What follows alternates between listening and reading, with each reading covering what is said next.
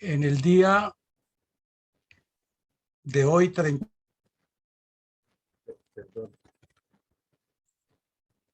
en el día de hoy, 31 de marzo del año 2022, nos hemos reunido aquí nuevamente en esta sala virtual para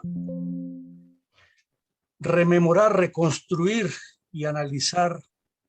y reflexionar un poco en uno de los eventos más críticos, más dramáticos y más complejos que ha experimentado el Ejército Nacional a lo largo de la lucha contra los grupos narcoterroristas en Colombia. Y este es un caso emblemático por lo negativo que fue, por la sumatoria de errores que hubo y por la sumatoria de aciertos que tuvieron los terroristas gracias precisamente a las equivocaciones que se cometieron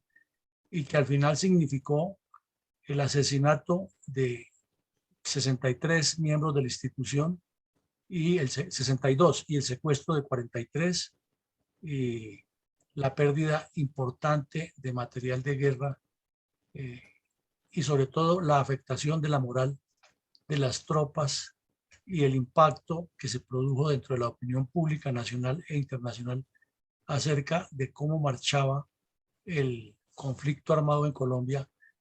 Y entre otras cosas fue uno de los alicientes que tuvieron los delincuentes de las FARC para imponerle una serie de puntos de vista al gobierno entrante de Andrés Pastrana, que por estar pensando en su premio Nobel de la Paz y en ser él el epicentro del universo, le entregó más todavía control a los terroristas, los legitimó más y les dio prácticamente una patente de corso para que en esa zona donde asesinaron a los soldados de la Quebrada del Villar se pavonearan como amos y señores del país. Esto es una historia que no ha sido contada en su verdadera dimensión, ni ha sido interpretada por los colombianos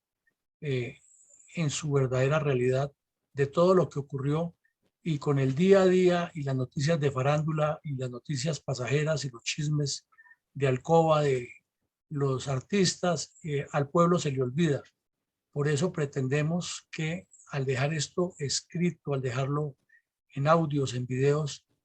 muchas personas ahora y en el futuro lo consulten para que conozcan,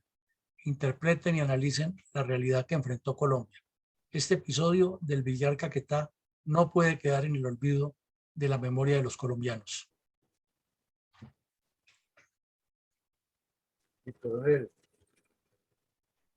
Entre 1996 y 2004, las cuadrillas urbanas y rurales de la FARC, diseminadas en diferentes lugares del país, realizaron acciones sorpresivas y propagandísticas que pretendían dar la imagen de que el grupo criminal estaba listo para tomarse el poder. En ese orden de ideas,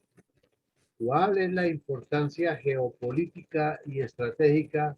del sorpresivo y demoledor ataque terrorista del bloque sur de las FARC contra el batallón de contraguerrillas número 52 de la Brigada Móvil número 3 en hechos ocurridos el 2 de marzo de 1998 en la quebrada El Villar, área rural del corregimiento de Santa Fe del Caguán,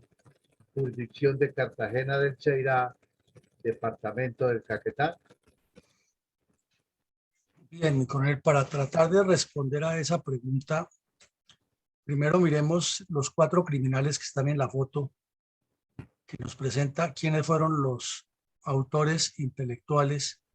y materiales de ese asalto terrorista. Inclusive los periodistas especularon que Tiro Fijo estaba muy cerca, que estaban en alguna reunión delictiva. Eso es probable, pero nunca se estableció. Lo que sí se sabe es que Tiro Fijo tenía mucha cercanía tanto con el Mono Hoy como con este sujeto Joaquín Gómez que está a la derecha en la parte de abajo y con el País. Era con 3 que tenía mucha cercanía y de hecho la cuadrilla Teófilo Forero fue la que le prestó la seguridad en profundidad a donde se escondía Tiro Fijo hasta el día de su desaparición, de su muerte. y Joaquín Ramírez, Fabián Ramírez, que está al lado izquierdo superior, con su formación de seminarista y su formación de casi cura y filósofo, también era muy cercano a los dos, a Gómez y a Tiro Fijo, pero no tenía la ascendencia directa para llegar hasta el cabecilla del secretariado como así llegaban los otros. Esa foto del mono Ojoy donde lo vemos barrigón, rozagante y hablando con una agresividad es histórica y es una entrevista que le hizo el periodista Raúl Benoit en el Caguán cuando le anunció que prácticamente eso era cuestión de días que él llegaba a Bogotá y se tomaba el poder porque tenía ya todo montado. Y el que está al lado de abajo fue el terrorista que murió hace poco en Venezuela, que se caracterizó por la criminalidad con que cometió todos sus actos, barbarie. Es un narcotraficante que comenzó su vida delictiva como Pablo Escobar, robando placas de carro, robando vehículos en Medellín. Luego se vinculó al cartel de Medellín ya como uno de los matones que tenía Pablo Escobar y después viajó hacia Centroamérica a traer unas armas desde el Caribe y en esa época fue capturado. Entonces, cuando salió de la cárcel, por las holguras y las larguras que tiene la justicia colombiana, terminó vinculado a las cuadrillas de las FARC en el Caquetá y todo el tiempo que estuvo allí cumplió misiones de lo que sabía hacer más, asesinar y traficar drogas, hasta el final de su existencia en que fue eliminado por otra cuadrilla de las FARC en una pelea de traquetos, de bandidos, de narcos. Esa fue la triste historia de este sujeto, alias el Paisa, o alias Oscar Montero. Y Joaquín Gómez, pues es el cabecilla que tiene en su haber planeado y dirigido los asaltos contra las Delicias, contra Puerres y contra el Villar. Sin embargo, es uno de los bandoleros que ha pasado de bajo perfil en todo este proceso de paz, vive en La Guajira y estando allí se prestó para el show de la fuga del señor Santrich hacia Venezuela. Entonces, no hay que ser un mago para adivinar que este señor sigue en La Guajira en el enlace entre las FARC en Colombia y las FARC en Venezuela, que es muy cercano a Iván Márquez. Los dos estudiaron en Rusia, los dos fueron profesores de la Universidad en el Caquetá, de la Universidad del Caquetá, y los dos se vincularon a las FARC al mismo tiempo. La diferencia fue que Iván Márquez estuvo un tiempo representando a las FARC en la Unión Patriótica y fue representante a la Cámara por las FARC, por la UP, y este Joaquín Gómez sí no salió a la vida pública. Es la única vez que se distanciaron un poco. Después, cuando ya integraron el secretariado de las FARC los dos, entonces Gómez se quedó con los terroristas del sur del país, Iván Márquez viajó al noroccidente y después hacia Venezuela. Pero, volviendo al tema, estos son los 4 delincuentes que dirigieron ese asalto que se produjo como consecuencia de una cadena de errores, una sumatoria de equivocaciones que a la postre resultaron muy costosas para las fuerzas militares y para el país. Ahora, respecto a la importancia geoestratégica tanto del sitio como de la operación, refirámonos a la operación o la acción. Es que a un batallón de contraguerrillas lo golpeen de esa manera y le maten 63 y luego 64 con otro que murió, producto de las heridas, eso es aterrador, es humillante y es degradante, pero como los hechos ocurrieron y no podemos tapar el sol con un dedo, hay que reconstruirlos acá para que la memoria histórica quede para siempre grabada en los anales de la arquitectura de toda la reconstrucción de los hechos que han ocurrido en torno a este conflicto armado. Y es una desafortunada situación que se presentó por problemas de liderazgo interno de la brigada móvil, por inexperiencia en la conformación de estos grupos de contraguerrillas por soldados que en ese tiempo no eran profesionales sino voluntarios, porque no había unas directrices claras, porque el entrenamiento no fue el suficiente ni el más adecuado, porque la política, que es lo más importante para que un pueblo funcione, estaba en una crisis debido a la ingobernabilidad y la ineptitud del señor Ernesto Samper Pizano, que nunca ha debido ocupar la presidencia de Colombia debido a su incapacidad funcional como mandatario y a su poca credibilidad moral, desatada a partir de que se le demostró que eh, había recibido dinero del narcotráfico para llevar al poder y que con una actitud marrullera, irrespetuosa, mofándose del país, se inventaba frases como aquí estoy, aquí me quedo, y, y se quedó en el poder, eh, pese a que Estados Unidos le quitó la visa y a que para el país entero sí era cierto que había recibido dinero del narcotráfico, así sus amigos políticos lo hubieran eximido de semejante responsabilidad. Entonces esa situación incidía muchísimo en la moral de las tropas.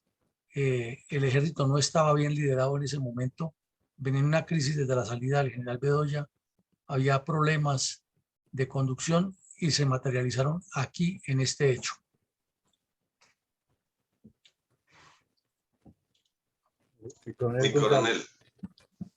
Mi coronel, ¿cuál es la importancia geopolítica y estratégica del corregimiento de Santa Fe del Caguán, que es jurisdicción del municipio de Cartagena del Chairá, en el departamento del Caquetá? Bueno, mi coronel, este municipio o este corregimiento de Santa Fe del Caguán, que es grande, ahí lo vemos en la foto, y pues esta foto es más reciente, en ese tiempo era más pequeño, pero es grande,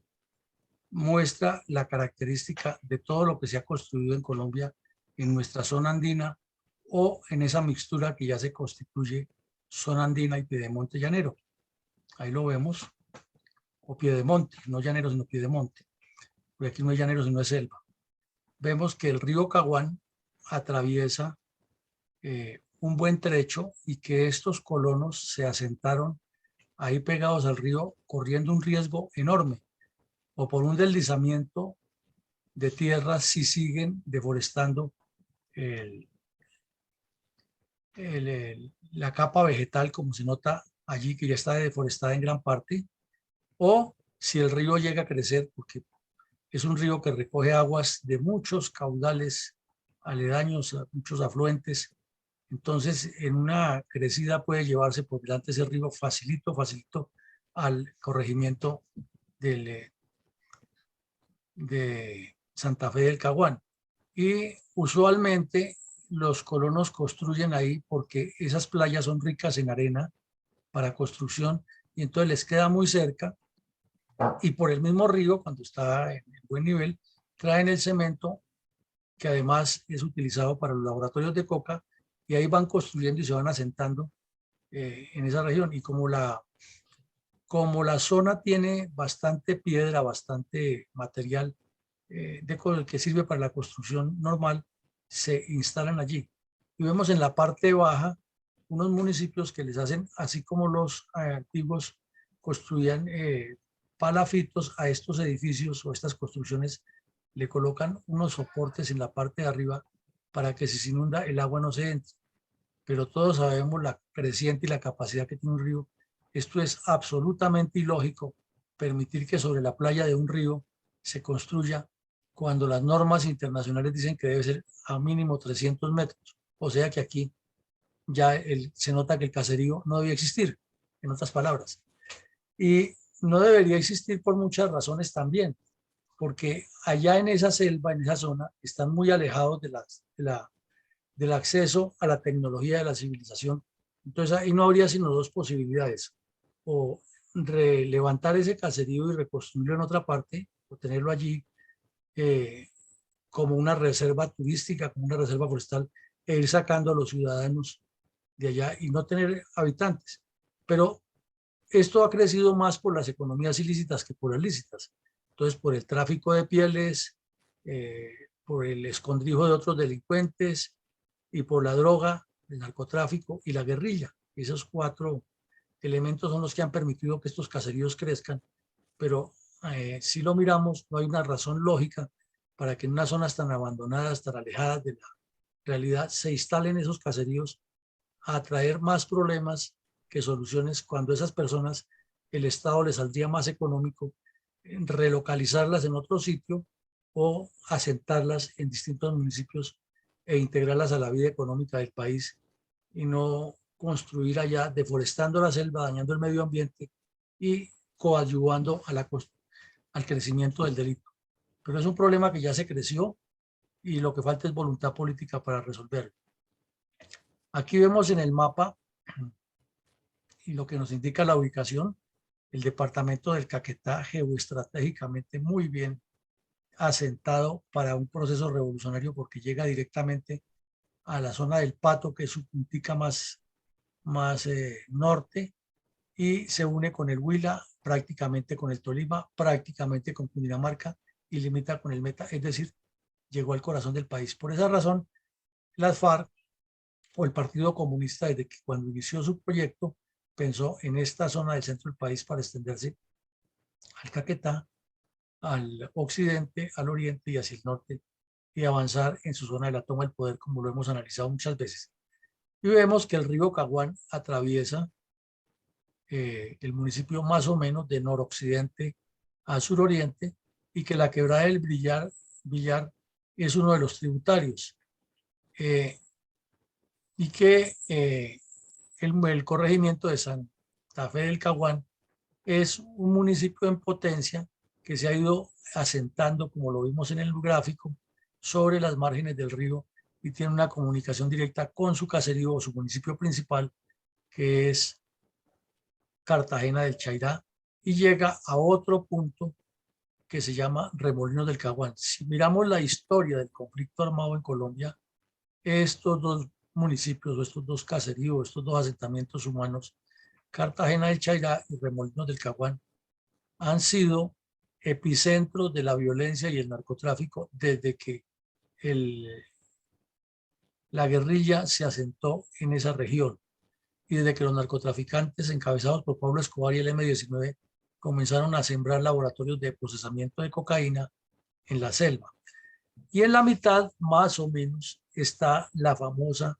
zona de los Llanos del Yarí, donde la guerrilla o Tiro Fijo encontró tierras muy aptas para desarrollar sus proyectos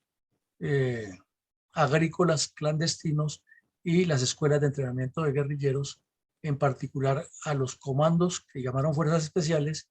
y después ellos mismos los bautizaron como los Pisasuaves.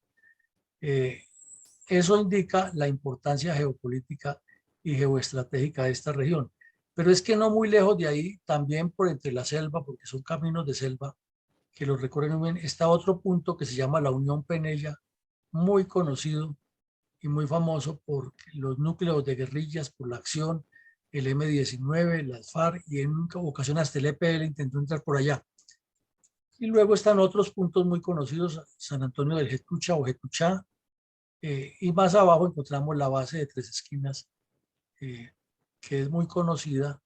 por la función geoestratégica y de defensa nacional que cumple para esa región, de la cual seguramente mi coronel González nos hablará un poco más tarde.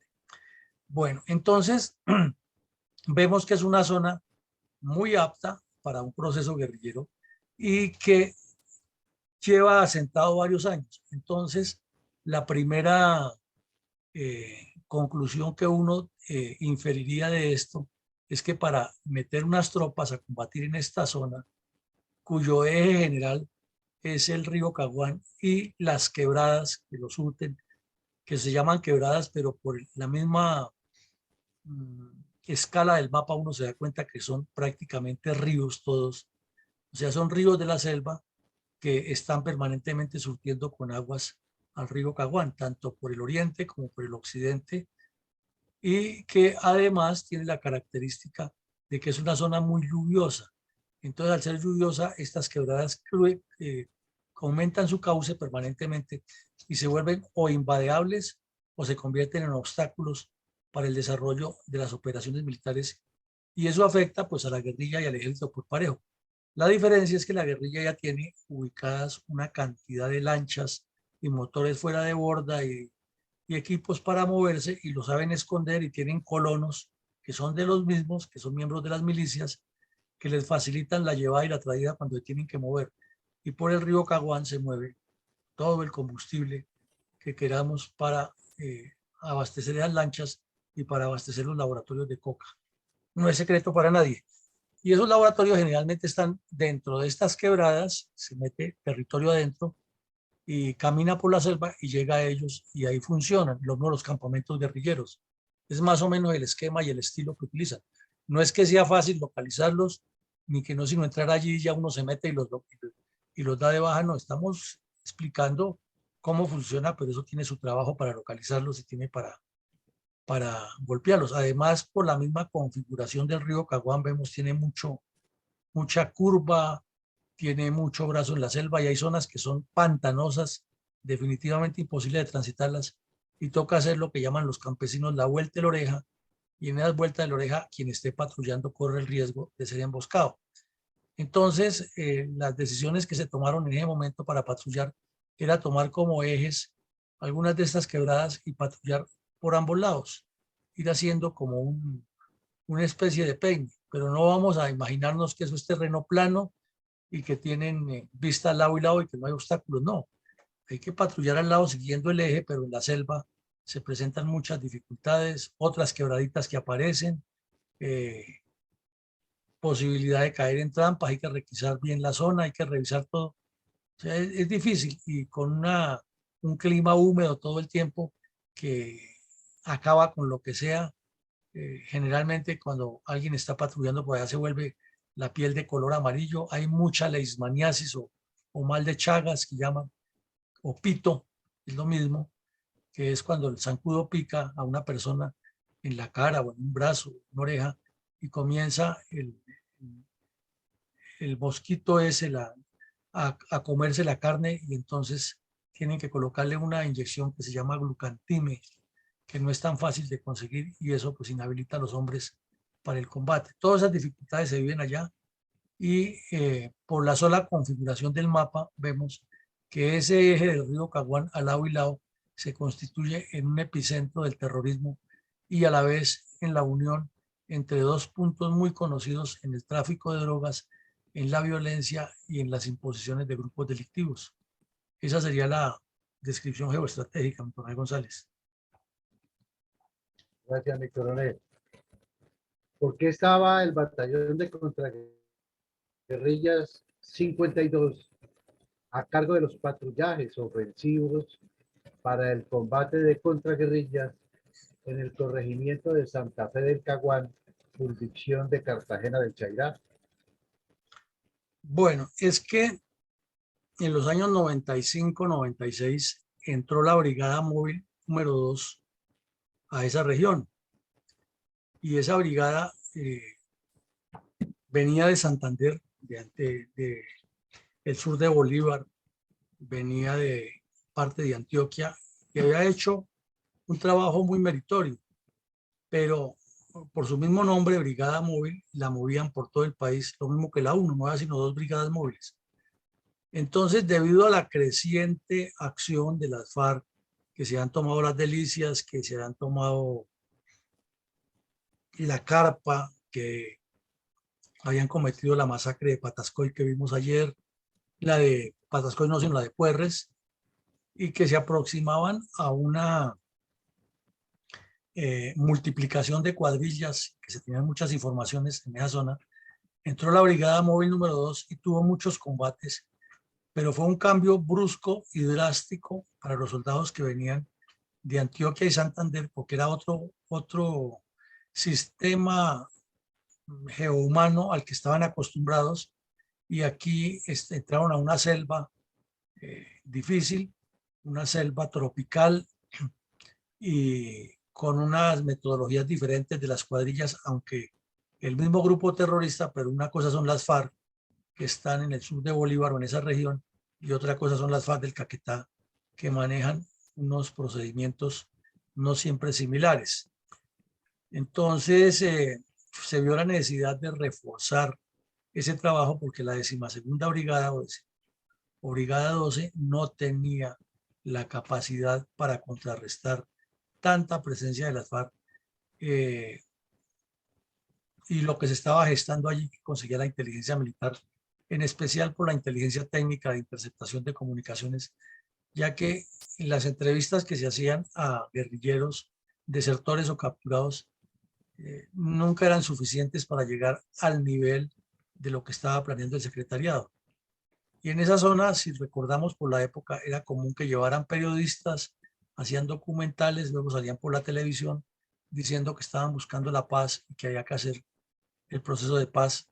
porque las FARC estaban siempre listas a negociar, pero no renunciaban a la guerra. Eso fue una mecánica muy reiterada en esos años. Entonces se creó la brigada número 3, la brigada móvil número 3, que ya veremos más adelante algunos aciertos y errores, y se le dio la misión de entrar a conquistar el Caguán. Esa era la misión de esa brigada, a grandes rasgos, entrar a limpiar el Caguán de terroristas de las FARC y de narcotraficantes en todo ese eje que vimos en el mapa anterior. Entonces el batallón de contraguerrilla número 52 era orgánico de esa brigada y era parte de la misión que tenían que cumplir.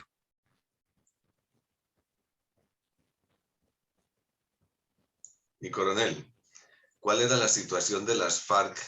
hacia 1998 en el contexto colombiano?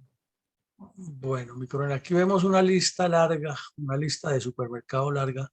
de cómo estaba. Inclusive ayer cuando vimos el caso de Puerres, vimos algunos de estos puntos en que son reiterativos y antes le aumenta puntos negativos. Este punto número 1 es muy importante, es muy determinante en lo que pasó. Colombia no tenía cabeza política en ese momento. Colombia sobrevivió gracias al sacrificio de las tropas, gracias a la entrega de los soldados y policías que con todas las virtudes y defectos impidieron que la guerrilla se tomara el poder. El presidente Samper era un mandatario, un señor dirigente político que jamás ha debido ocupar ese cargo. Ha sido una vergüenza para la historia colombiana y su ineptitud, su cinismo y su incapacidad para gobernar se materializaron en que la guerrilla durante los 4 años de su permanencia en el palacio, porque no se puede decir de gobierno, sino de su permanencia, sobrevivió en el palacio, fueron el terreno más abonado que encontraron las FARC para multiplicarse y causar daños. Claro, no es el único responsable, porque él le ha recibido también el gobierno a otro mandatario laxo, débil e inepto como César Gaviria Trujillo, y de remate se lo entregó a otro igual, que era Andrés Pastrana. Así es de que Colombia estuvo muy, pero muy de malas en esos periodos presidenciales, y específicamente en el gobierno de Samper, las FARC estaban envalentonadas porque hablaban, ni siquiera decían ellos que eran narcotraficantes, ni siquiera decían derrocar al gobierno nacional, decían vamos a tumbar el narcogobierno, vamos a sacar a un narcotraficante del Palacio Nariño. Eso era lo más bajito que decía el Mono Jojoy cuando hablaba con sus cuadrillas, tanto por radio como por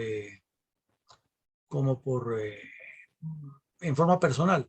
Entonces eso estaba calando muchísimo, y dentro de la institución militar, esa falta de credibilidad del gobierno nacional, esa ausencia de políticas de Estado, esa ausencia de dirección estratégica, estaba calando y había una especie como de desmotivación. En ese tiempo estábamos activos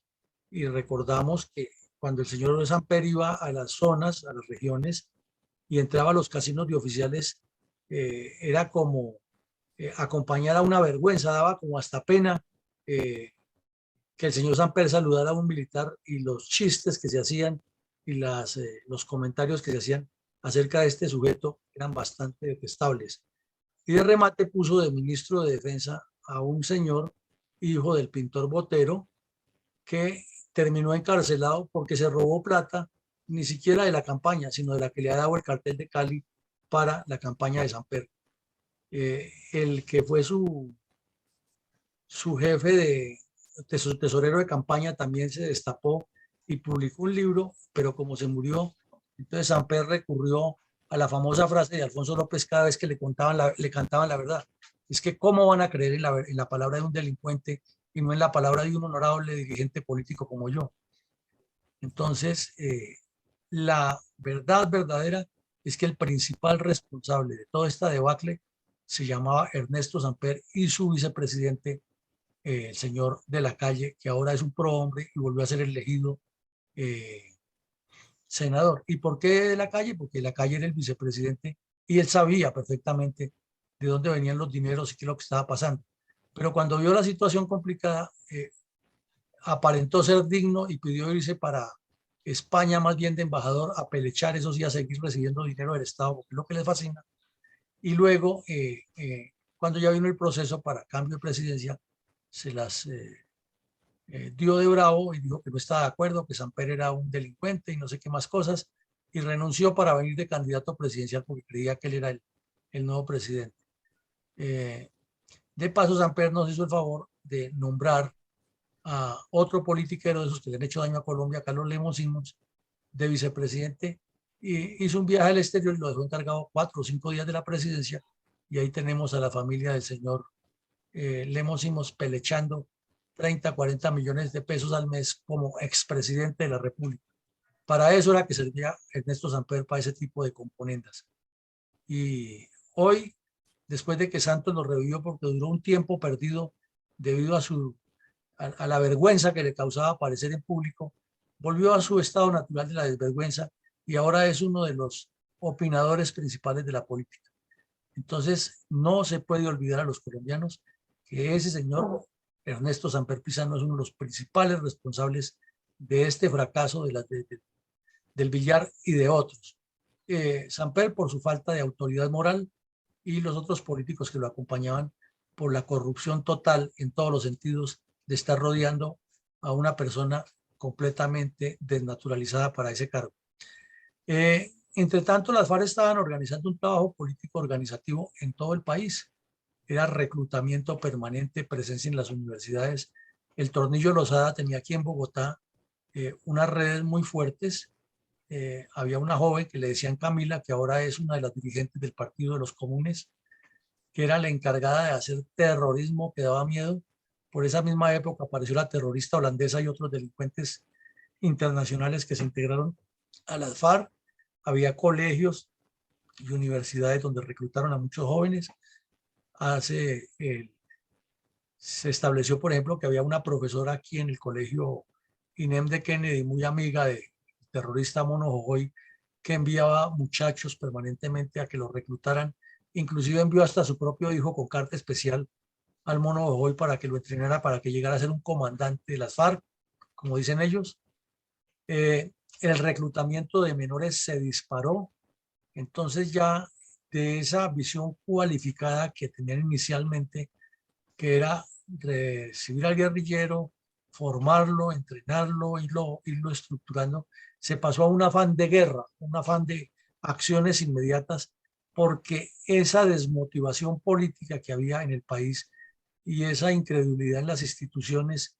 y esa falta de liderazgo del señor Samper estaban incidiendo de tal manera que la guerrilla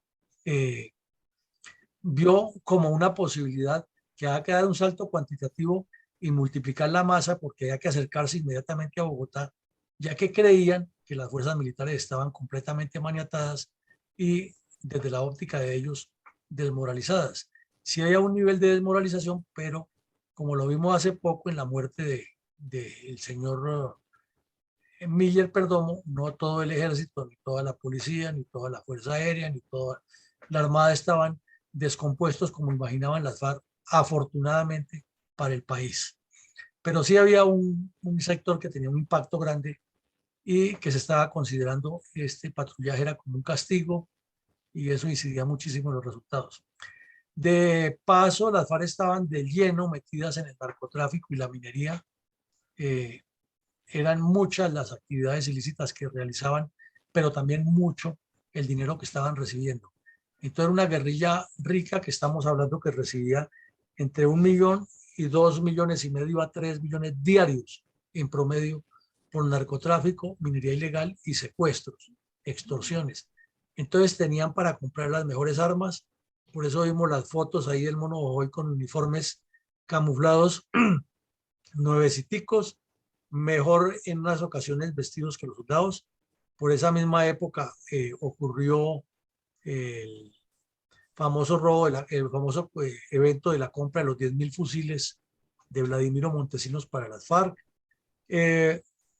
Estaba en boga las marchas cocaleras que ahora se volvieron ya hasta legitimación constitucional con el pacto de Juan Manuel Santos con las FARC. Entonces, cada vez que los campesinos o las FARC no quieren que les toquen sus cultivos de coca, organizan una marcha cocalera y si las tropas van allá o la policía va allá, entonces inmediatamente los rodean, le hacen asonada, los secuestran y los soldados no pueden utilizar las armas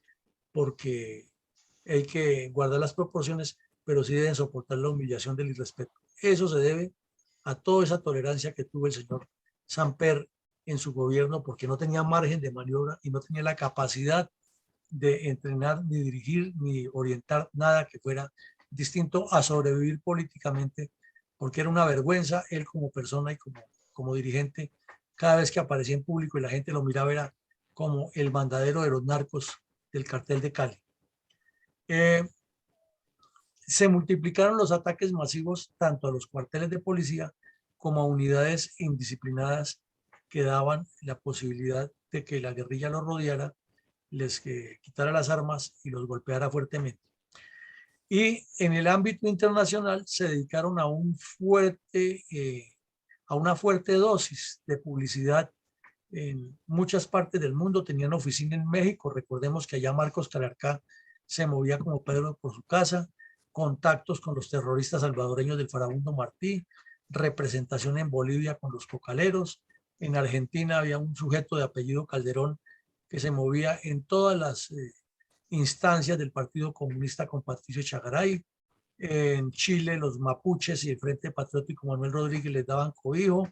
En Venezuela entraban como Pedro por su casa, primero en el gobierno que estaba de turno y luego, sobre todo con un canciller que hubo allá y luego con algunos miembros del gobierno que decían que era mejor tener buen contacto con ellos. Eso está muy bien documentado en el libro Los secretos de las FARC que escribió el Instituto de Estudios Estratégicos con base en los computadores de Reyes. En Suecia, Noruega y otros países de Europa tenían representantes a los hijos de las FARC, a familiares, a esos asilados políticos que dicen que son sindicalistas perseguidos, pero que eran miembros de las FARC. En Canadá tenían un grupo grande y muy activo. Entonces, en síntesis, se podría decir que estaban ganando la guerra mediática y que estaban poniendo en jaque a las tropas y a la Policía Nacional en Colombia. De remate, habían cometido ya unos actos muy impactantes, como las delicias, que ya lo vimos aquí, la carpa que ocurrió por la irresponsabilidad del comandante del batallón de la Brigada Móvil número 2, un batallón de contraguerrillas sin nuestro María el 15, y el golpe en Patascoy por la irresponsabilidad del comandante que recibió y nunca fue ni siquiera a pasar revista de sus tropas. Entonces fueron hechos reales que le iban dando posicionamiento a las FARC en el año 1998 y que por eso en el 99 la revista Time se atrevió a decir que Colombia estaba al borde de ser balcanizada y que Tiro Fijo estaba avanzando a pasos agigantados construyendo la República de Caquetá. Situación negra, triste, pero que no se puede tapar con un dedo y que es mejor ponerla en blanco y negro sobre la mesa para que sepamos lo que vivía el país y quiénes eran los responsables de toda esa debacle. ¿Cuáles fueron las actividades más recientes a la fecha del sorpresivo y demoledor ataque terrorista del bloque sur de las FARC contra el batallón de contraguerrilla 52 de la Brigada Móvil número 3, en hechos ocurridos el 2 de marzo de 1998 en la quebrada El Villar, áreas por las cuadrillas 14, 15 y 49 de las FARC, más las compañías móviles?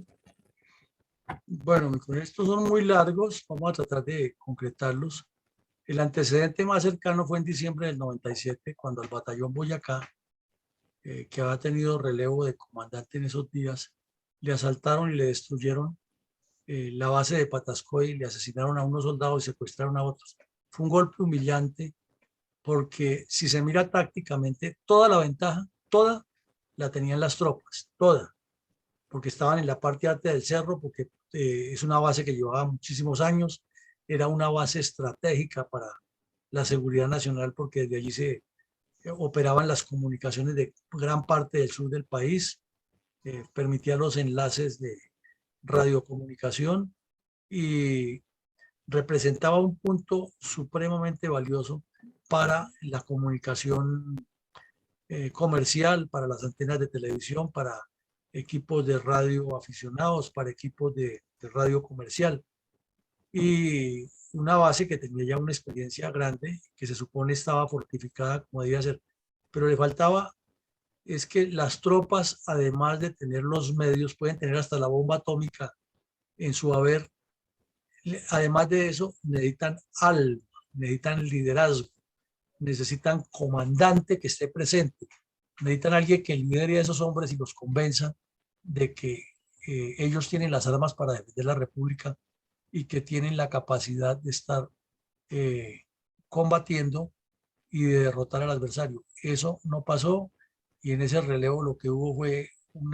como una cuestión social, no se pasó revista de esa base, no se fue a motivar a los soldados y resulta que eso venía ya desde hace rato como una base de castigo, como una base de pasar un tiempo, como la base en la que voy allá y bueno, ahorro plata porque no me toca pagar ni comida ni tengo que gastar en nada, ya que allá no hay una vida distinta a lo básico de estar ahí sobreviviendo en un cerro muy frío y la guerrilla tuvo tiempo de mirar toda la estructura interna de la base, de analizar todos los puntos, de aproximarse y de golpearlos por sorpresa, matar a algunos y llevarse las armas que tenían en la base y secuestrados a los que sobrevivieron. Entonces, este antecedente, sumado al de Puerres y No, sumado al de la Carpa y al de las Delicias, los tenía alebrestados y de paso al gobierno que tenía muchas fricciones con el mando militar por el tema del narcotráfico,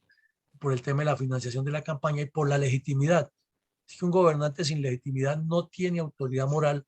para incidir dentro de las tropas y las tropas tampoco se sienten identificadas con el poder político. Eso es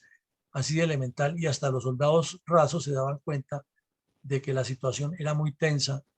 en la relación del comando general con el presidente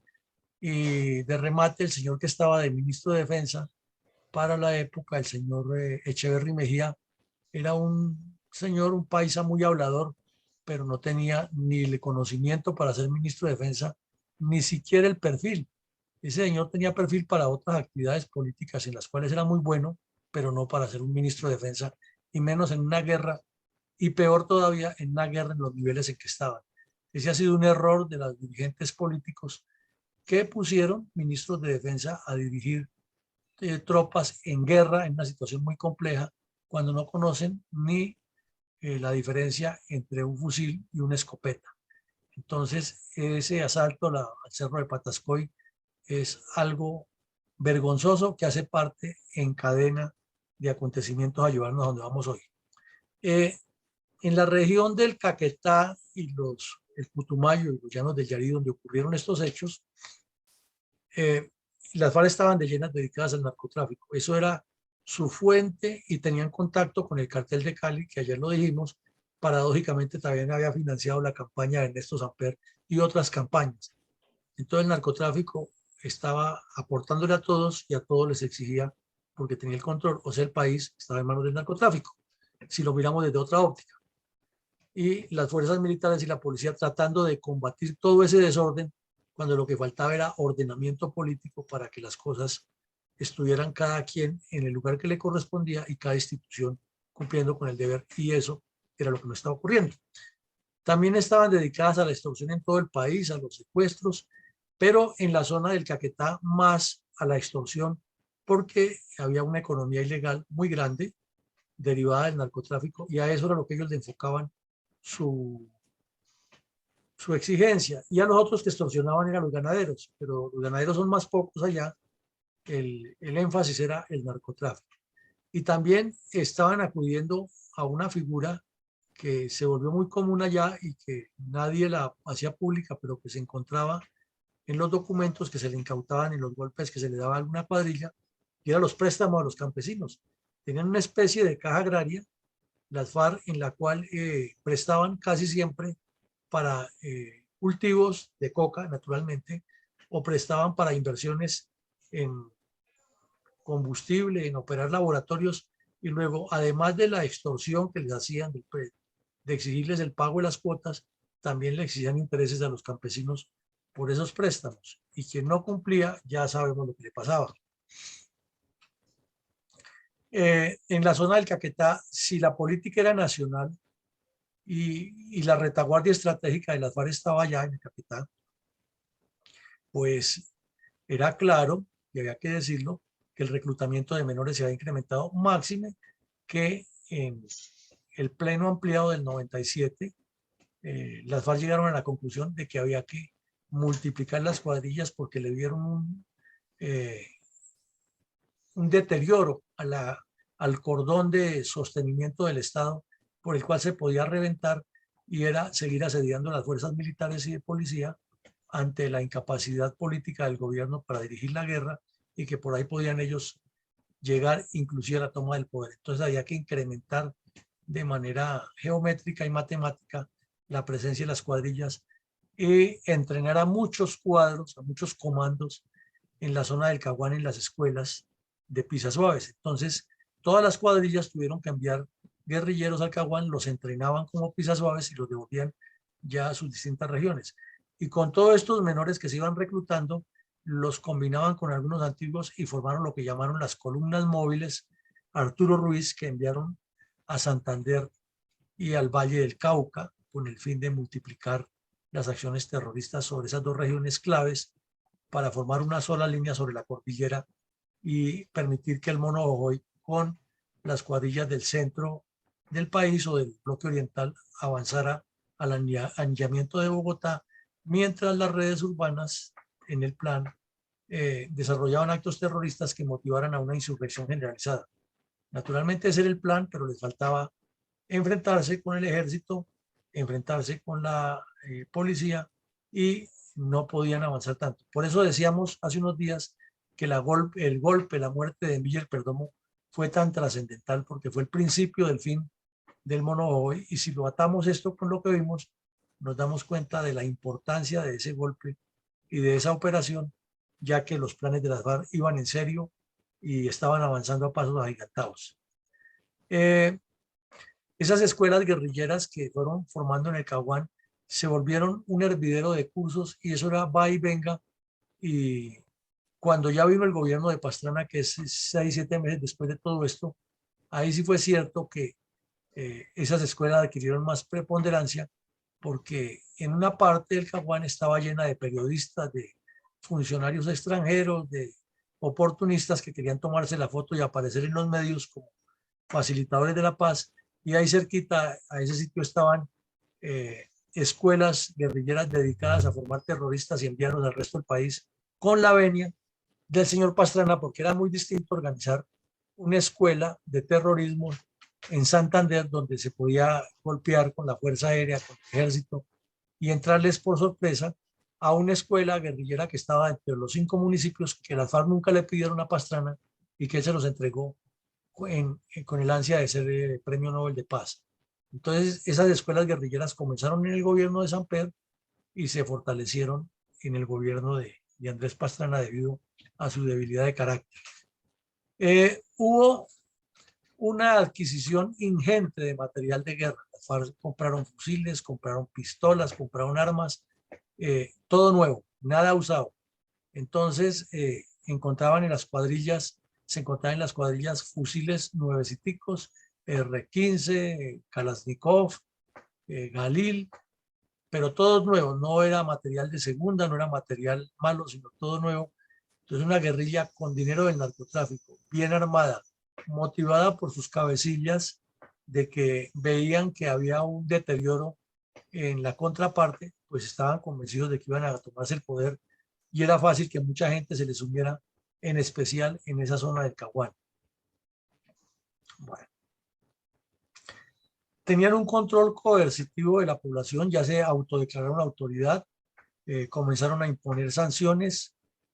castigos, dictaron sus códigos, establecieron leyes 1, 2 y 3, establecieron manuales de convivencia en los pueblos, toques de queda, sanciones a los borrachos, sanciones a los peleadores, sanciones a los consumidores de bazuco, asesinato de ladrones,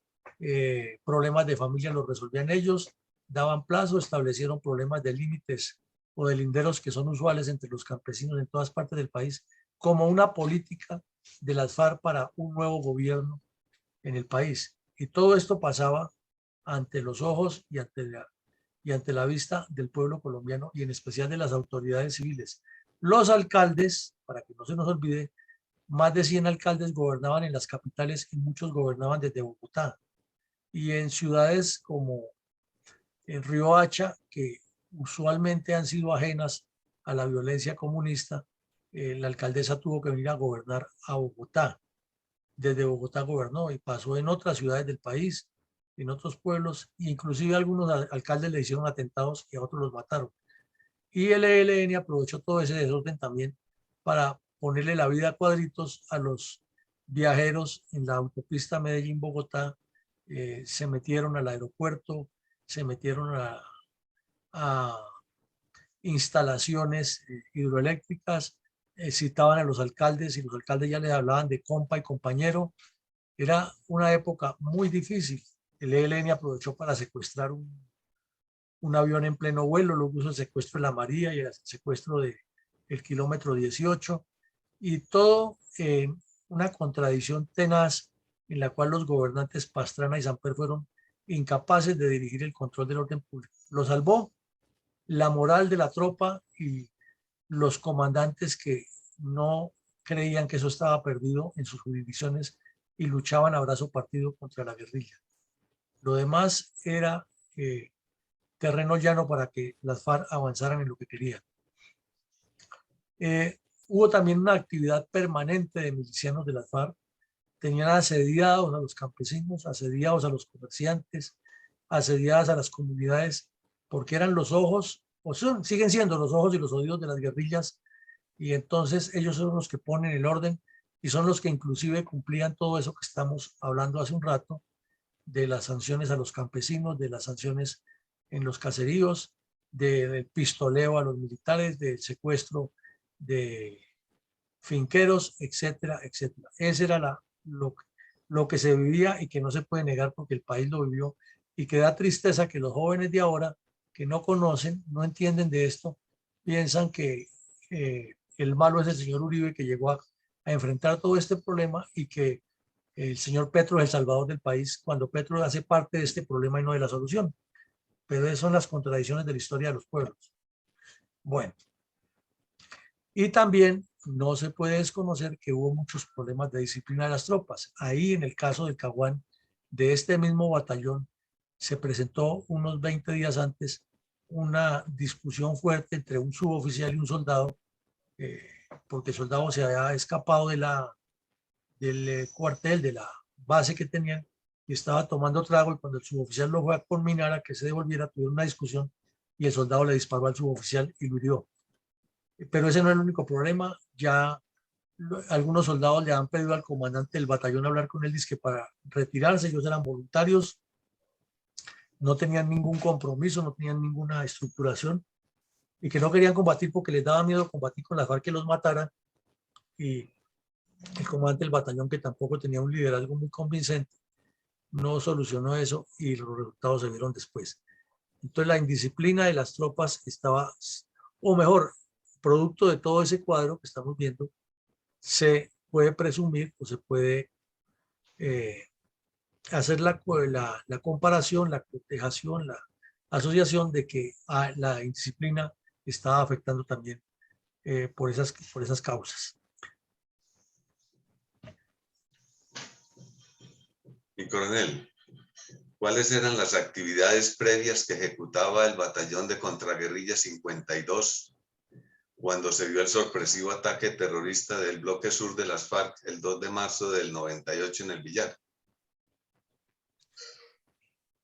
Bueno, mi coronel, es que comencemos porque la incorporación de ese batallón fue muy irregular. Las dos brigadas móviles anteriores habían mantenido un proceso. Primero, la incorporación fue más o menos completa, fue sin problemas, y esos soldados ya llevaban 7, 8 años de experiencia algunos, otros eran nuevos que se iban incorporando, pero había ya como una identidad y había un procedimiento establecido de incorporación y había una zona donde los recibían y los concentraban. Pero esta unidad la iniciaron a concentrar en Bogotá y luego en Tolemaida y no hubo ni la suficiente difusión, ni había el compromiso de quienes se integraron, ni mucho menos de los cuadros de mando, porque la mayoría fueron enviados allá por Castillo, la mayoría, porque no tenían un desempeño profesional adecuado o porque han tenido problemas con los comandantes en las unidades a las cuales estaban adscritos. Entonces, comenzando por la selección de los comandantes de batallón, en particular el comandante del batallón 52, quien desde el grado de capitán había demostrado que no tenía la formación profesional ni la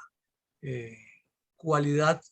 de liderazgo, ni estratégica, ni táctica para dirigir tropas, y menos tropas en combate, y mucho menos tropas a un nivel de esta responsabilidad. Pero la respuesta fue que si lo han nombrado tenía que ir, y el señor fue allá, pero no era el único, es que la integración de los cuadros de toda la brigada móvil, con algunas pocas excepciones, era por castigos o porque le querían cobrar alguna venganza que tenía con algún superior. Eso fue una realidad y no se puede negar. Inclusive dentro de los mandos, el Estado Mayor y los que integraban, había personas que no tenían la más mínima experiencia en esto, sino que se volvió común de que si una brigada móvil deja de ser exitosa, entonces el que estuviera en el nivel superior obtenía un viaje al exterior y se lo buscaban porque ya no tenían la obligación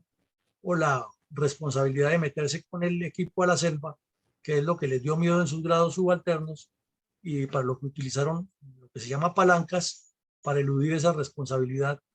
Y cuando llegaron a los grados superiores fueron a comandar tropas sin saber cómo era la responsabilidad en la zona. Eso también es real y no se puede negar. Entonces esa incorporación de esa brigada fue bastante irregular, al punto que se hizo la activación de esa unidad con apenas la tercera parte de los efectivos que las tablas de organización y equipo decían. Y eso ya fue un mal índice, pero hecha esa activación, de una vez los enviaron a Caquetá a que iniciaran y a que iniciaran a trabajar en el Caguán porque había urgencia de trabajar en esa zona y que en la medida que se fueran reclutando más soldados, hacían un breve reentrenamiento en Tolemaida y los iban integrando. Así es de que la brigada estuvo completa, fue unos pocos meses antes de la tragedia, pero ya tenía todo ese proceso de que unos salían, otros entraban en el entrenamiento y lo que mandaba. Desde que ingresó la brigada móvil como tal a la zona, comenzaron a tener encuentros en los cuales tenían combates muy fugaces porque la guerrilla no les presentaba resistencia y eso pues en cierta forma les dio alguna confianza de que no era el mito tal de que la guerrilla era tan fuerte ahí en esa región, sino que también caían guerrilleros, porque en unos combates de encuentro murieron guerrilleros, uno o dos, y les decomisaron material, o también hirieron o mataron soldados, así uno o dos, pero era sin que eso sea aceptable como una lógica de lo que suele suceder en zonas de guerrillas. Entonces los soldados comenzaron a conocer la zona, pero los problemas de indisciplina cada vez que llegaban a los caseríos era la tendencia a ir a buscar trago y mujeres, y ahí estuvo el pecado de esa brigada móvil. Bueno, la otra es que por la misma situación que se estaba presentando en el país, tan pronto se completó uno de los 4 batallones de esa brigada, le dieron la orden que tenía que agregar un batallón a la brigada móvil número 24 que estaba en el Putumayo, que estaba viviendo otra situación muy compleja, ya que las FARC le estaban atacando las unidades y eran el terror en esa región. Entonces ya la brigada comenzó también mocha porque perdió un batallón completo, entregado o trasladado o agregado allá a la brigada 24. Quizás la solución hubiera sido crear un batallón con todas las de la ley, entrenarlo y luego sí llevarlo a la brigada 24, pero la urgencia, la necesidad de darle tranquilidad a la región y garantizar el funcionamiento del oleoducto trasandino y la infraestructura petrolera forzó a que las circunstancias fueran así aligeradas. Bueno, ya el batallón 52 para la época de los hechos ya tenía tiempo para salir al permiso, pero lo usual en esas brigadas móviles era que salía el batallón completo y regresaba completo, se reentrenaba y reingresaba al área. Aquí, ante las dificultades de lo que había, de la presencia permanente de las guerrillas y las informaciones que había, y tratando de controlar el flujo del narcotráfico, que era prácticamente imposible, se le dio la orden que partiera en dos los turnos de permiso, y eso fue fatal porque el batallón quedó con 150 hombres en permiso y 150 hombres, por hablar en proporciones, operando. Puede que fuera un poquitico más alta las cifras, eran 153 los que estaban operando, pero ya eso estaba disminuido y desorganizado porque había compañía y media y en un lado y compañía y media en el otro. Se armó un sancocho que no se ha debido armar, pero ocurrió así, porque se confiaba en que ya eran soldados antiguos que se podían integrar y manejar más fácilmente. En teoría sí, pero en la práctica eso es mejor como el cuento de que la pata anda con sus paticos. Las unidades siempre se deben mantener en lo posible orgánicas con sus comandantes y sus hombres.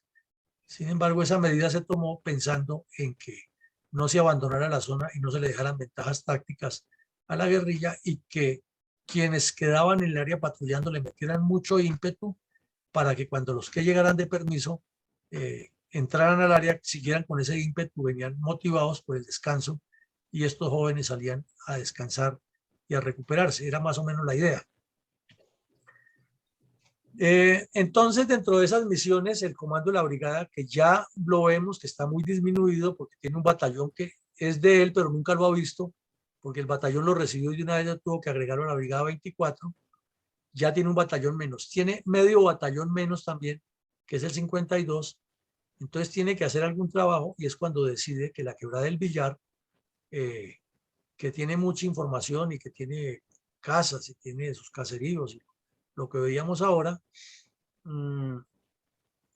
a las orillas hay mucha información. Repito, no es que el campamento esté ahí en la orilla del río y que sea subirse en una lancha, desembarcar y ya se los encontró, no. Nos referimos a las orillas en la margen y hay que buscarlos en la selva. Entonces, el registro a la Quebrada del Villar inició de una manera paralela. El batallón se partió en dos, o sea, ya estaba partido en mitad. Ahora esa mitad la partieron en dos cuartos, un cuarto al lado y lado, y comenzaron a hacer los registros. Pero ahí surgieron unos problemas de liderazgo que son inexplicables. Haciendo ese registro llegaron a un caserío de esos que hay en la selva y les dio, había un bazar de campesinos, y entonces mi mayor, comandante del batallón, le pareció muy interesante hacer acción cívico-militar y reunió toda la tropa y la puso en el caserío, y luego recibió una orden de moverse y duró 36 horas para iniciar el movimiento a pesar de la orden que tenía. En esas idas y venidas quedó iniciando ese patrullaje letal con muy poca visión táctica, y reunió la tropa en un sitio que era el ideal para que lo golpearan. Y me refiero, está la margen del río o de la quebrada que es invadeable en ese sector, o sea que ya ese es un obstáculo que le impedía cualquier maniobra. Al norte y al sur, por decir algo, mucha mata de monte. Y donde él estaba en un campo despejado y al occidente otra mata de monte. Pues la guerrilla le colocó, lo vio ahí, le venían siguiendo, le estaban analizando su movimiento, porque eso es una técnica que utilizaba mucho y la utilizan las guerrillas. Es cuando una patrulla se está moviendo, van a analizarla, cómo golpearla, y le mandan un grupo detrás que la siga y que analice cuál es el sistema que tienen para moverse, dónde cambuchan, cuál es el estilo, qué horario adquieren, cuáles son las medidas de seguridad que toman, y se van dando cuenta de las debilidades que tiene esa unidad. Entonces eso fue lo que hicieron, y se dieron cuenta que la unidad no estaba avanzando muy rápido, que su desplazamiento era muy lento, que los descubiertas o los reconocimientos del terreno que hacían no eran los más profundos. Entonces era una unidad apta para golpearla. Pero además de eso, estaban cometiendo un gran error, que era acampar en un sitio descubierto, todos ahí, mucha gente, 150 hombres, eso es mucha gente para acampar en un solo sitio, en un sector descapotado que al norte, sur, occidente tenía mata de monte, en la cual se podía esconder la guerrilla para preparar el golpe, y que al oriente tenían un río que definitivamente les impedía nadar o pasar al otro lado si no era por un puente o por unas lanchas que no iban a tener ahí. Entonces lo rodearon y el patrullaje letal paró ahí, y de esa manera les cayeron por sorpresa. Entonces esas fueron las actividades del batallón 52 antes de la debacle del coronel Alarcón. Gracias, mi coronel. ¿Cómo se desarrollaron los luctuosos hechos del 2 de marzo de 1998 en la quebrada El Villar, área rural del corregimiento de Santa Fe de Caguán, en Cartagena del Chairá, donde más de 300 terroristas de 7 cuadrillas de las FARC asesinaron a 62 militares, causaron heridas a otros más y secuestraron a 43 de ellos, así como robos y daños significativos a medios de la fuerza? Bueno, mi coronel, entonces algunos periodistas, algunos dicen que Tiro Fijo estaba ahí, es probable que estuviera, pero lo que sí es cierto es que estaban los 4 que mencionamos: Jojoy, el Benito Cabrera, Fabián Ramírez, que es el mismo, el negro Toncel Gago Costeño, alias Joaquín Gómez, y el mono Jojoy. Ellos estaban ahí reunidos, planeando alguna actividad del bloque sur. Entonces la información que les enviaba el Mocho César, que era uno de los cabecillas de esa cuadrilla, y el otro Rolando, que también participó en las delicias, era todo el detalle de lo que estaba viendo. Entonces las grabaciones fueron publicadas inclusive en su momento, donde el mono Jojoy, con esa agresividad que tenía y esa forma desabrochada de hablar, ordenó que les dieran, y decía: y si son profesionales, denles más duro para que sientan, son voluntarios. Entonces las tropas fueron rodeadas. Desafortunadamente los registros que hacían no estaban con la suficiente profundidad del área, las medidas tácticas que correspondían no fueron suficientes, y las FARC los fueron rodeando, hasta que el día 2 de marzo por la tarde, en medio de un aguacero que estaba cayendo, los atacaron por sorpresa, y lo que hubo de ahí en adelante pues fue una verdadera carnicería, una masacre, porque los soldados no tenían para dónde salir, quedaron como fieras en una trampa, y se defendieron algunos hasta que fueron siendo eliminados, y trataron de suplir con coraje el,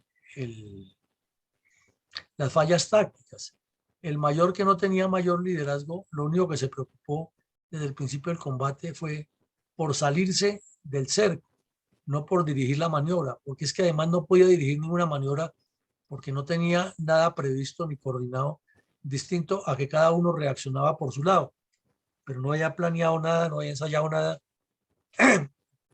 de cómo reaccionar con ese grupo, que era un grupo suficiente, que hubiera podido hacer mejor resistencia si hubieran cambuchado dentro de la Matemonte, si hubieran abierto dentro del terreno, si hubieran montado alguna emboscada, es decir, hubieran tomado algunas medidas diferentes a estar ahí reunidos prácticamente todos, que fue donde estuvo la falla. Entonces, de ahí para allá, la matazón fue horrible. Alcanzaron a escaparse unos que fueron secuestrados después, pero la mayoría cayó ahí sin poder hacer nada porque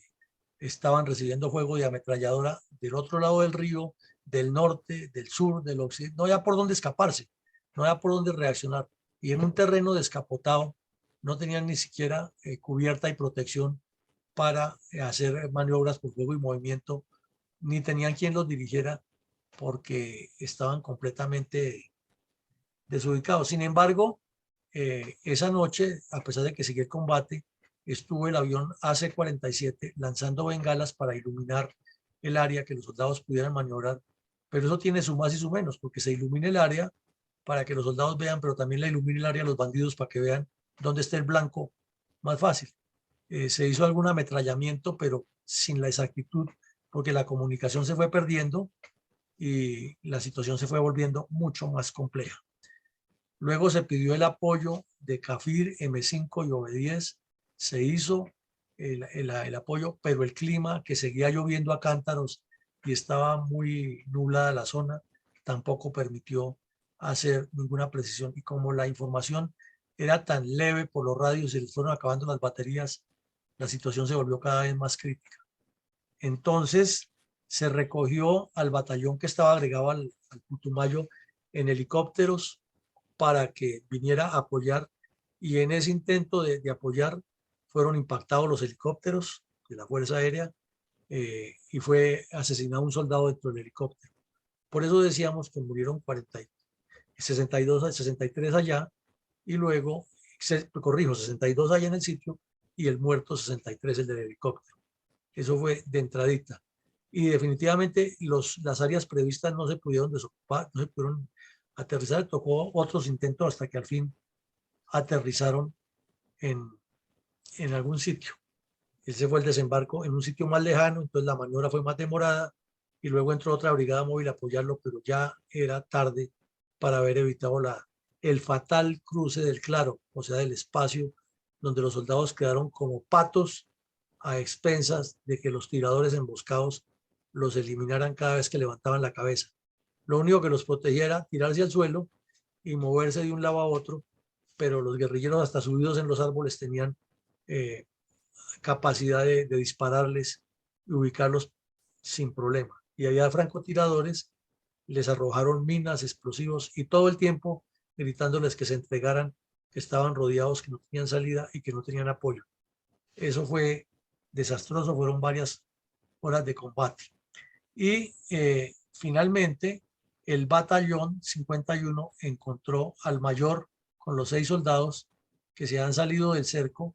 El mayor no tenía ni la menor idea de qué había pasado con su tropa, no tenía comunicación con el comando. Mejor dicho, lo salvó, que se encontró, así como se encontró con la tropa que venía buscando, si hubiera podido encontrar con otra cuadrilla de bandidos que lo ha secuestrado o lo ha matado por ser el mayor comandante. Y otro grupo que logró romper el cerco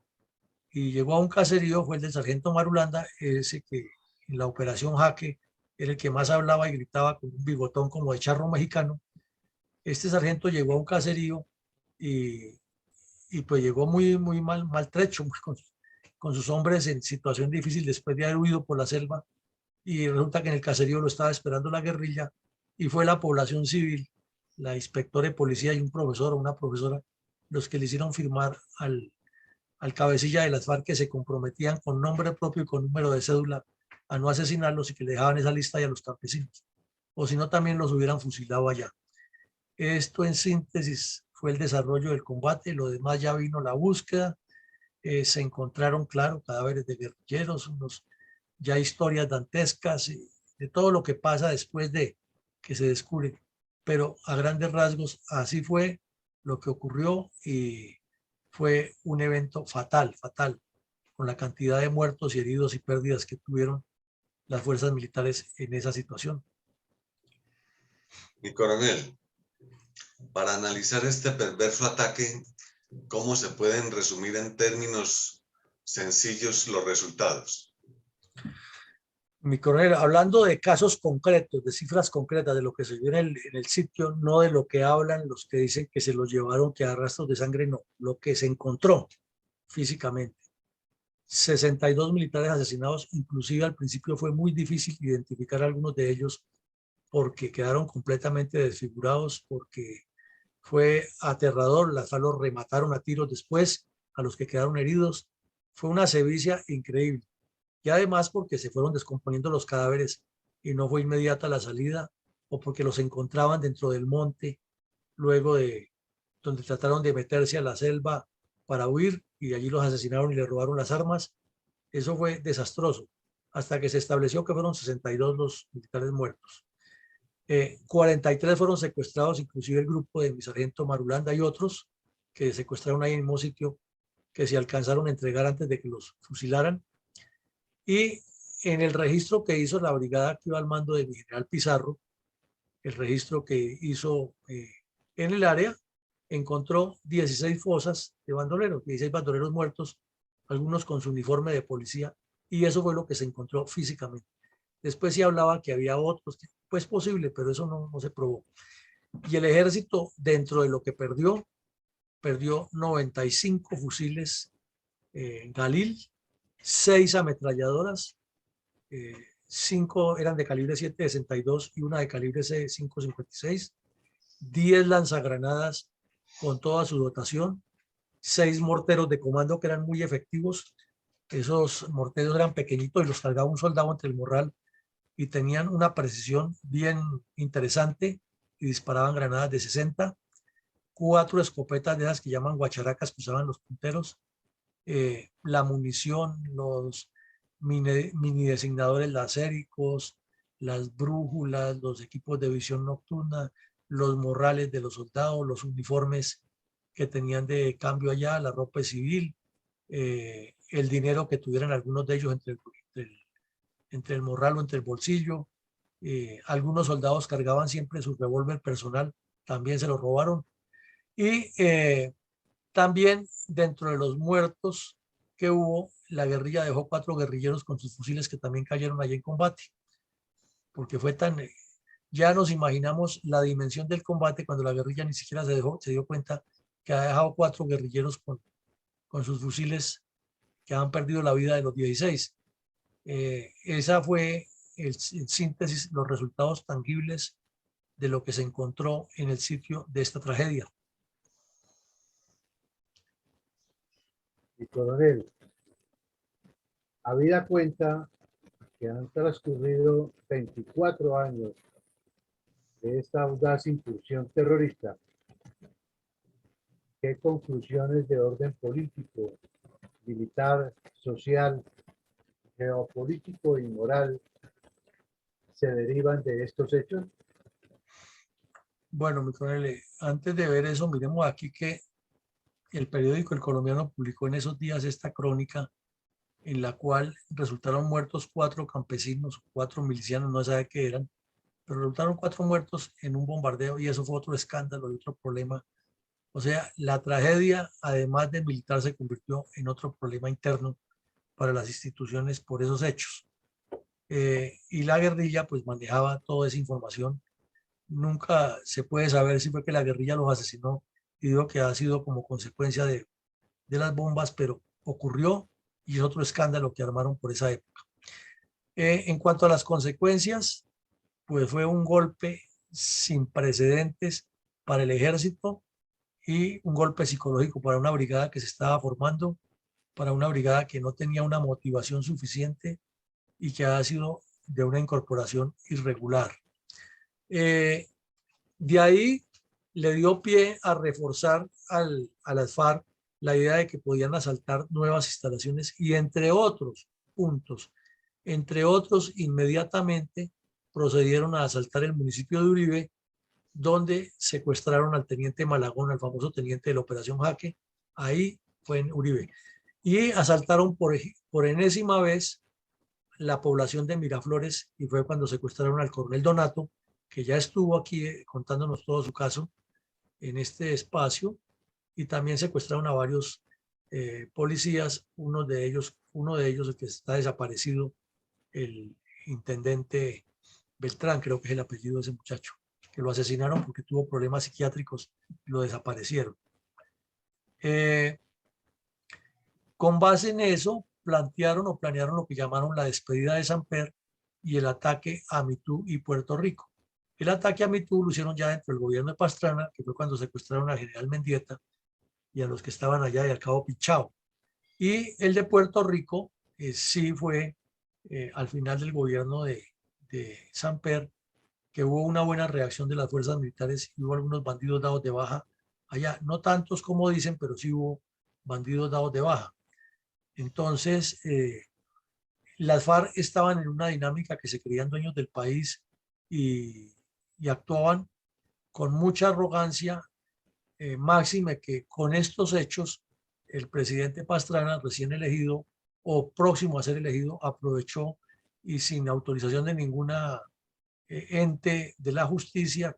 o el gobierno nacional que le diera permiso, se reunió con los bandidos en el Caguán y les entregó casa, carro y beca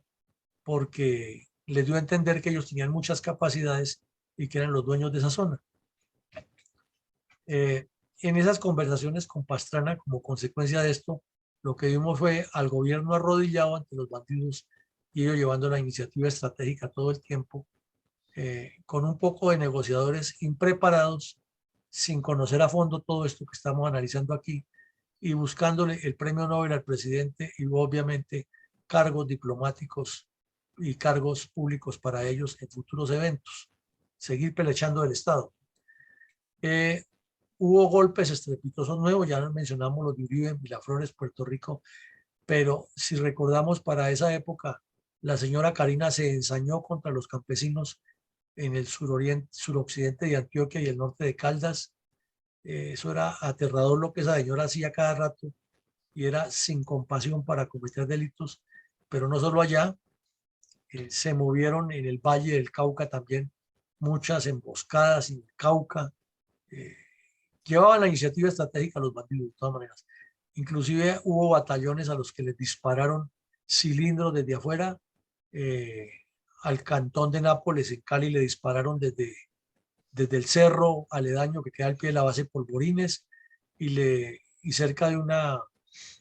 empresa de venta, compraventa de carros, instalaron unos cilindros y los lanzaron también contra la sede del cuartel. En Arauca le dispararon varias veces cilindros al batallón. Recordemos que ahí murió un ejecutivo y el comandante también quedó afectado por los efectos de las explosiones.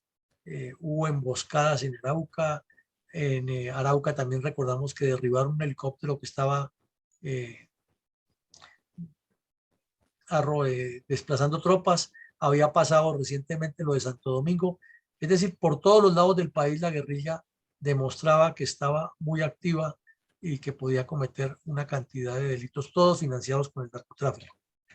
El Frente Internacional se fortaleció más, ya era de frente que en Dinamarca, Suecia y Noruega tenían sus ventas de camisas, tenían emisoras, tenían propagandistas que se movían por todas las universidades y aún se mueven. Aún los tenemos a los hijos de los cabecillas de las FARC y a los sindicalistas que dicen ser perseguidos yendo a las universidades a dar conferencias, a hablar de la situación de los pobres campesinitos en Colombia que se levantan en armas y que el Estado los persigue y los masacra, pero nunca cuentan todas estas atrocidades que ellos cometen. Esto también dio pie a que en respuesta la Quinta Brigada, bajo el mando del general Carreño, realizara la famosa Operación Berlín, que terminó o destruyó completamente una cuadrilla que han enviado desde Caguán a Santander y a la zona esmeraldera a recuperarla y a someter a los esmeralderos. No pudieron yendo por el Cerro Berlín cerca o en Santander fueron eliminados por el ejército. Fue una operación muy importante que dirigió el general Carreño, pero las redes urbanas sí se fortalecieron y ahí es en la época que entra la holandesa y todos los grupos de delincuentes que manejaba el Tornillo Lozada haciendo daños dentro de las ciudades.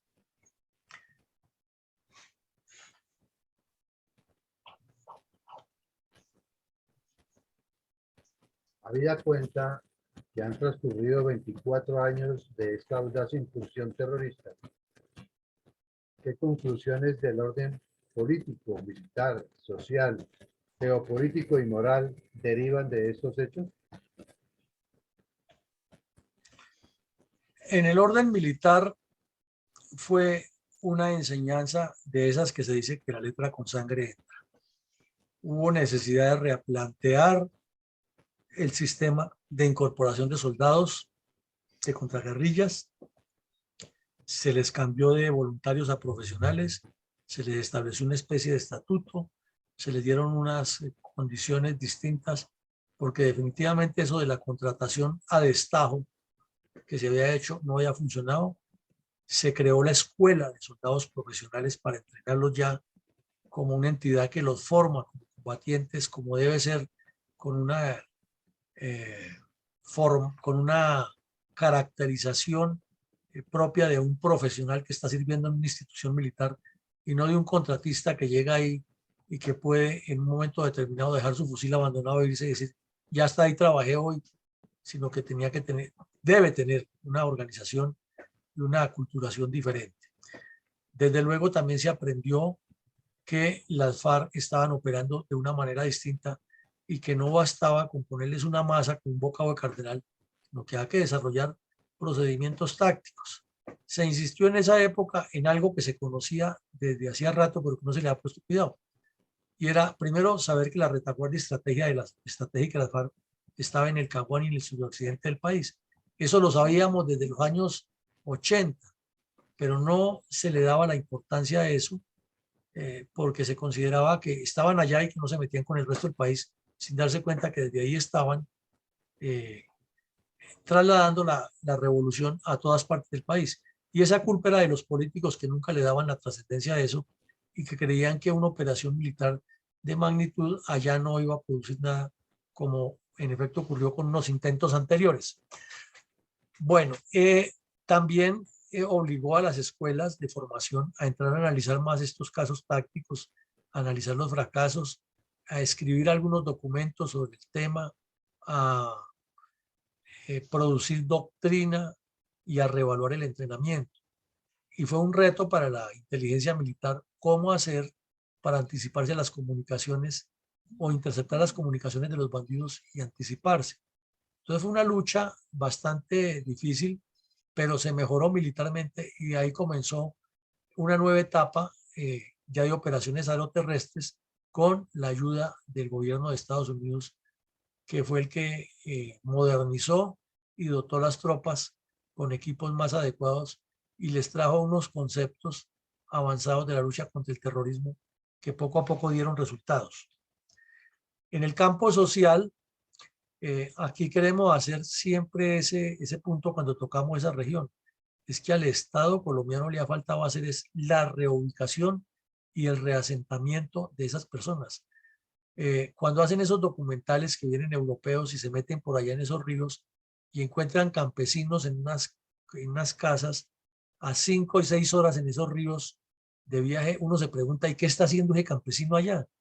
¿Qué hace una familia allá? ¿Será que el Estado colombiano no tiene los recursos de entregarle una casa en una ciudad como Cali, Medellín, Bogotá, Barranquilla e integrarlo al SENA, que estudie una profesión en la que tenga las habilidades y lo saca de allá, que lo único que está haciendo es cultivando coca y haciéndole daño a la economía? Y el campesino, la respuesta que ya tiene maquinada por las FARC es que la pobreza y el abandono, pero es que ¿por qué tiene que vivir por ahí enclavado en la selva en una región de esas? Es cuando no está cultivando nada de productos de pan coger, ni le está aportando nada al desarrollo económico nacional. Entonces, por ahí no es la cosa. O si los quieren sostener allá, ¿por qué no los organizan en kibbutz o en granjas controladas por el Estado, todos censados y con una organización diferente para que desarrollen un proyecto socioeconómico que le sea útil a esa comunidad tipo cooperativa y que tenga la asistencia del Estado? O sea, son los dos puntos de vista, pero en lo personal me inclino es porque hay que sacarlos de allá. Es que no están produciendo nada sino problemas y están sirviéndole de ejes dinamizadores al narcotráfico. Y el Estado colombiano tiene con qué y tiene zonas dónde asentarlos y si tienen vocación agrícola, pues los pone a trabajar, pero no deforestando la selva y sembrando maíz, yuca y plátano, que es lo que se puede sembrar por allá, con el cuento de que están trabajando por el país. Ahora, si ya en el Putumayo, por ejemplo, hay zonas donde se cultivan palmitos y eso, pues concéntrelos ahí y téngalos controlados por el Estado, y el que se vaya para allá ya con orden de que está afectando lo que se llamarían los parques naturales, entonces se puede sacar, pero es falta de Estado para resolver ese problema social. Y desde luego donde se asienten, pues crearles toda la infraestructura de educación, salud y, y lo demás, y beneficios sociales, pero es falta de Estado, eso realmente es falta de Estado, porque la dirigencia política está concentrada en otras cosas. Y en el campo político, como siempre se ata con los dos anteriores,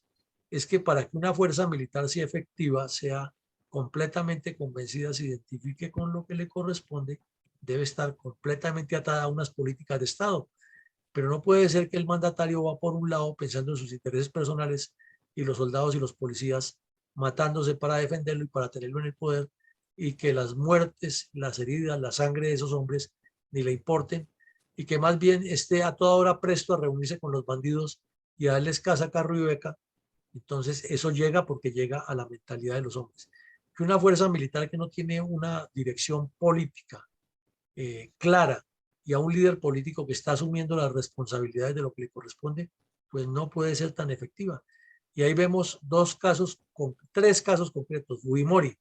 se puso al frente del ejército y el ejército fue efectivo.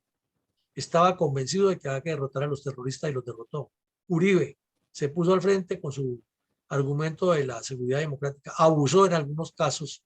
de ese poder que tenía y cometió errores, pero estuvo al frente y se veía una integración de la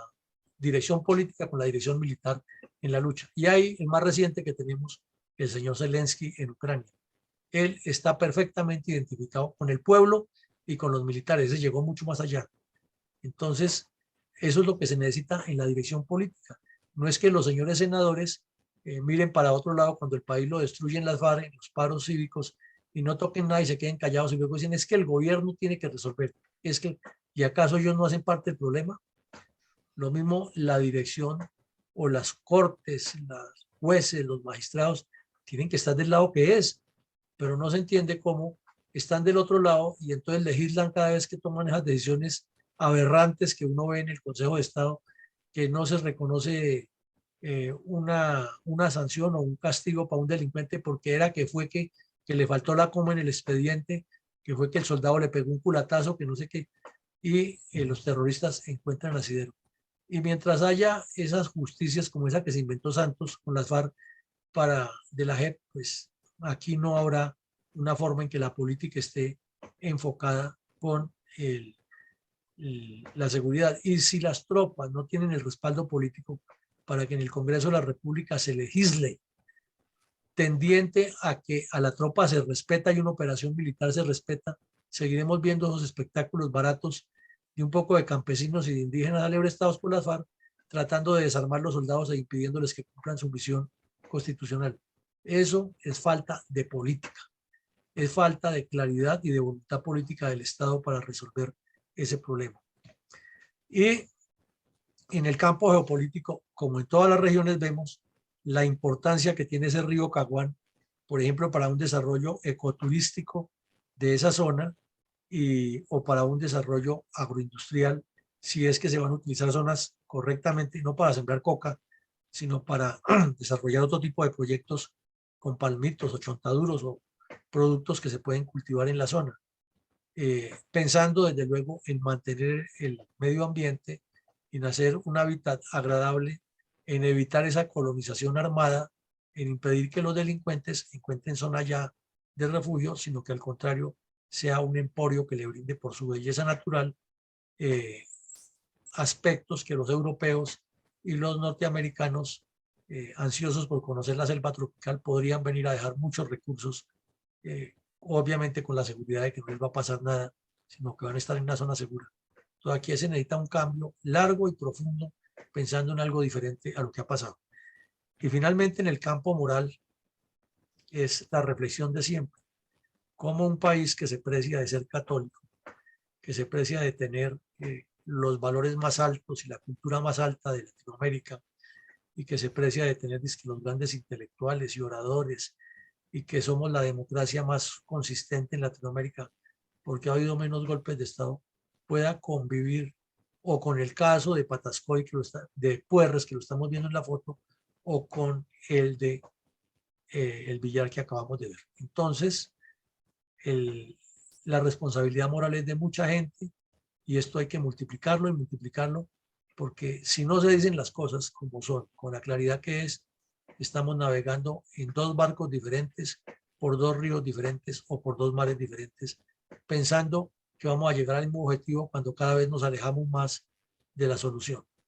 Con esto, mi coronel González, como siempre, estoy seguro que usted nos va a ilustrar con unas buenas reflexiones.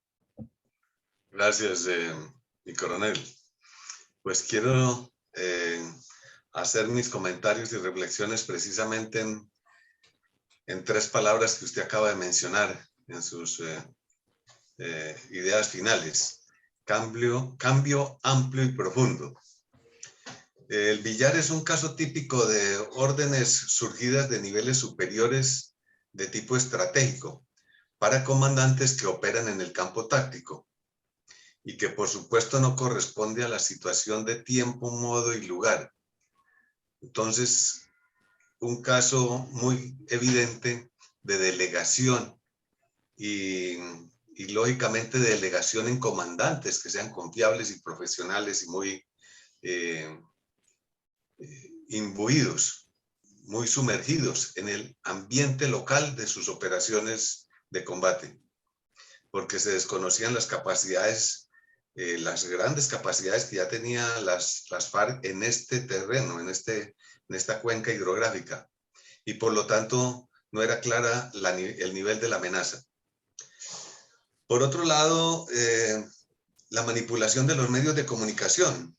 que se dejan engañar convirtiéndose en idiotas útiles al terrorismo. Tenemos el caso ahí de esa noticia que publicó el periódico El Colombiano, que prácticamente estaba diciendo que en un combate muy puntual y local, pues que los efectos colaterales llegaron casi al centro del país, diciendo que las esquirlas habían asesinado a 4 campesinos a 4 horas de distancia del combate. Entonces, eso pone en evidencia cómo es fácilmente los medios engañables. Y entonces, el perverso terrorismo puede asesinar a inocentes ciudadanos para decir que fue culpa de las Fuerzas Armadas. Y eso, de esa manera, entonces, los medios de comunicación se ponen en contra del gobierno, de la ley y del orden, sin darse cuenta. Todo por querer informar, caen en la perversión de la desinformación. En esta época era muy frecuente los bombardeos con los cilindros. Ya vimos que se utilizaron mucho en las milicias y en otras unidades militares. De por sí fuimos víctimas de bombardeos en 2 ocasiones en la Escuela Militar de Aviación, en pleno casco urbano de Cali. Un poco tiempo después, pero eso indica cómo se utilizaba esta arma tan inhumana, que no tiene precisión y por lo tanto causa estragos colaterales en la población inocente. También se habían hecho advertencias ya con suficiente tiempo cuando comenzaron estas contrataciones de tropas con insuficiente adoctrinamiento y falta de ideologización patriótica, puesto que eso indicaba o preveía de que serían el fermento de fracasos militares, porque no tenían la capacidad de soportar no solo el combate, sino el mal tiempo, la insalubridad, la pobre habitación, la no muy buena alimentación, no muy buen respaldo sanitario. Y todos estos factores son fundamentales en la capacidad militar de combate de una tropa, que termina lógicamente también en mucha indisciplina. Entonces creo que estas son reflexiones que salen apropiadas a este caso tan significativo.